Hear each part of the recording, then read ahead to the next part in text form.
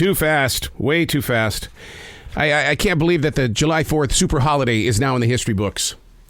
And like most holidays, those headlines, they've documented the monsters again. Those monsters that swiped innocence off the map. I think the reason why I chose to sleep in this morning was because I just didn't want to re-enter reality. Yet my dreams were just as brutal. The type that keep waking you up because the dreams felt so real. Where do you turn now? And for what reasons do these monsters continue to lash out? We can't become numb to these monsters, nor are we supposed to feed the monsters. Remember when we thought about the new normal? It's as if we were all going to step away from the bad times and live happily ever after. Not so much, right? How many times can we breathe in and slowly breathe out before we eventually pass out?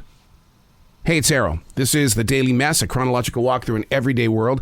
I am a daily writer. Oh, my. You can go all the way back to September 11th, 2001, and all of the days that we experienced even before that. It's all documented. When there are tragic moments that happen in this nation and around the world, my writing instrument has got to speak. And it's got to be put in a language of learning and not necessarily protesting. We've got to be able to learn how to communicate with the monsters. But in order to introduce the monsters to the people, you have to know who the monster was. But more importantly, why. This is The Daily Mess.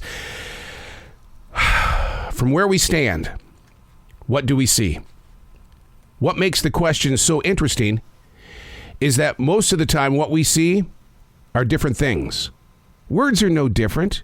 What we post can be heartfelt and with purpose until someone writes their thoughts and it's received completely different.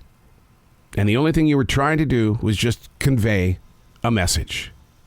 As a freeform thinker, I do a lot of that stream writing in the way of exposing what I see.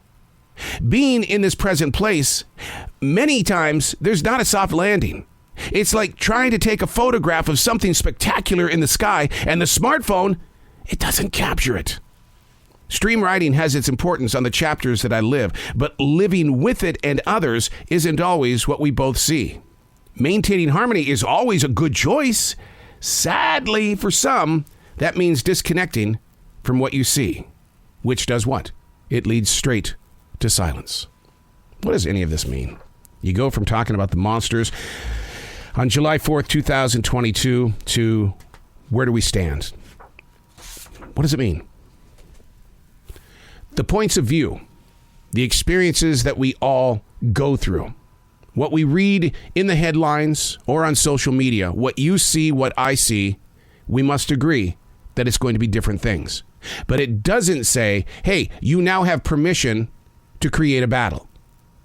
Because what you experience and what I experience, even though what we see is so differently, what we've got to do is learn how to somehow collaborate, to understand each other's sides of the story. We could sit here and talk about Roe versus Wade, but you know what that's going to do? That's going to create protest. We could talk about what the government is doing with inflation and what they're not doing with gas prices. We could talk about Russia and Ukraine. You see what's going on here? The more I bring up things that are going on around us, the more your anxiety goes, oh God, oh God, oh God. I'm willing to talk. Are you willing to talk? Or is your choice to walk? From where we stand, what do we see? What makes the question interesting is that most of the time, what we see are different things. Let's talk. I'm Arrow, and that's The Daily Mess.